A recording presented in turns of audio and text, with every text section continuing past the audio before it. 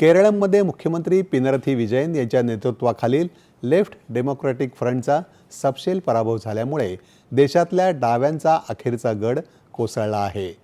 केरळमधील 140 जागांपैकी काँग्रेसच्या नेतृत्वाखालील UDFनं 102 जागा जिंकत स्पष्ट बहुमत मिळवलं आहे। LDFला केवळ 35 जागांवर विजय मिळवला। भाजपनं 12% मतांसह 3 जागा जिंकल्या आहेत। केरळचे मुख्यमंत्री पिनराई विजयन धर्माडो मतदारसंघातून विजयी झाले आहेत, तर भाजपाचे माजी केंद्रीय मंत्री राजीव चंद्रशेखर आणि व्ही मुरलीधरन विजयी झाले। केरळमधल्या विजयाबद्दल पक्षाचे नेते राहुल गांधी यांनी जनतेचे आभार मानले आहेत।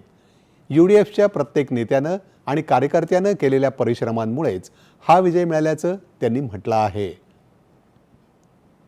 पक्षाचे अध्यक्ष मल्लिकार्जुन खरगे यांनीही जनतेचे आभार मानत केरळमध्ये आता आर्थिक सक्षमीकरण आणि सामाजिक कल्याणाचं युग सुरू होईल अशी प्रतिक्रिया दिली आहे। पुदुच्चेरीत रालोआनं 16 जागांवर विजय मिळवला। पुदुच्चेरीचे मुख्यमंत्री एन रंगास्वामी थट्टनचावडी मतदारसंघातून विजयी झाले आहेत।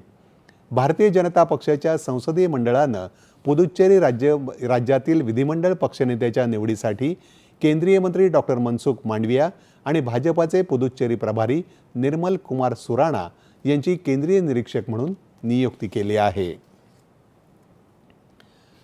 आजचा विजय हा ऐतिहासिक आणि अभूतपूर्व असल्याचं सांगत